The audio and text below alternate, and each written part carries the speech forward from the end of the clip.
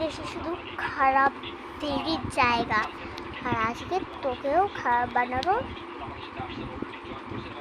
চেষ্টা। আজকে তোকে আর ভালো থাকতে না, খারাপ বানাবো। তুই আমার খারাপ বানিয়ে দিবি, তার আগেই তোকে আমি ভালো বানিয়ে দেবো।